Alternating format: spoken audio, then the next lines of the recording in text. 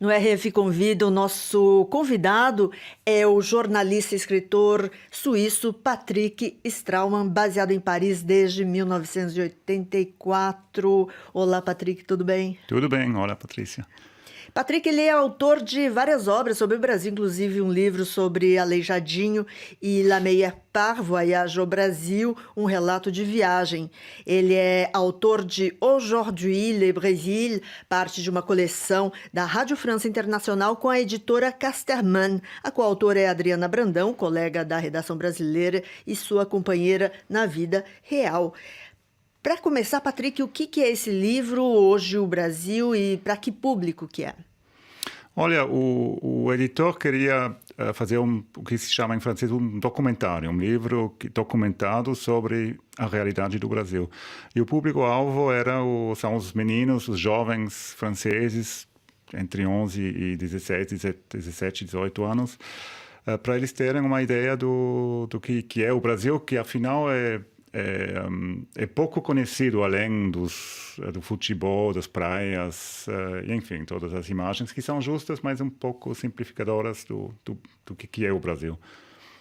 E o livro tenta dar essa imagem atual do Brasil, e é uma segunda edição. A primeira foi há 2 anos, antes do desastre da Copa, antes para a seleção brasileira, pelo menos, e antes do impeachment. O que mudou em 2 anos para colocar aqui nesse livro? Olha, isso era o problema, né? Quase tudo mudou entre 2014. Quer dizer, a gente pegou o final desses 10 anos de crescimento, 10 anos também do início, que começaram mais ou menos no início desse século, e que prometeram uma mudança, digamos, definitiva do patamar onde está o Brasil. E quando a gente terminou o livro em 2014, a gente já tinha essas manifestações durante a Copa das Confederações, e a gente já sabia que tinha algo que o ciclo estava para terminar, mas a gente não esperava uma crise tão forte, que na verdade são 2 crises, não? Uma crise política e uma crise econômica. E o desafio era manter o livro, manter o princípio do livro, mas também atualizar o livro e dar uma ideia justa e precisa do que é o Brasil hoje. Hoje é justamente o que é diferente de hoje em relação ao Brasil de 2014. Ou seja, há 2 anos era até um Brasil mais vigoroso, com mais energia, e hoje mergulhado nessa crise. E como é que vocês apresentam, já que é uma coisa... o objetivo é ser atual, como é que vocês apresentam a crise política, por exemplo, nesse livro? Isso foi meio delicado, porque quando a gente terminou a redação do livro, o processo do impeachment ainda não tinha começado. A gente sabia que o governo, que a presidente corria o risco de enfrentar essa procedura, né? Mas a gente não sabia que o partido aliado principal ia se separar do governo. E aí a gente tinha que apresentar a probabilidade, a possibilidade dessa evolução. E o que a gente decidiu foi que a gente apresentou o processo como ele está descrito na Constituição, para pelo menos o leitor ter a ideia o que pode acontecer no Brasil. E, na verdade, o que a gente descreve, o processo, a votação na Assembleia, depois o processo que vai para o Senado, o que acontece hoje, a gente apresenta essa possibilidade, mas não dava para saber que a presidente Dilma ia ser que ela ia enfrentar essa possibilidade. E como é que foi revisar o livro? Ou seja, em quanto tempo vocês conseguiram revisar isso? Porque é escrever a história enquanto a história acontece. É isso que... Eu achei isso muito interessante, porque isso dá precisamente para ver que a grande diferença entre o Brasil e uma nação europeia. Na Europa, a evolução é muito mais lenta.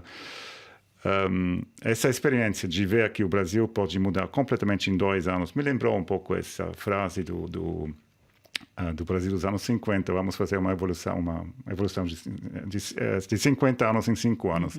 Isso, o que acontece agora, mais ou menos, no Brasil? Isso eu acho fundamental para entender esse país, que é realmente um país num processo de evolução, evolutivo, enquanto a Europa é muito mais fixa, sólida.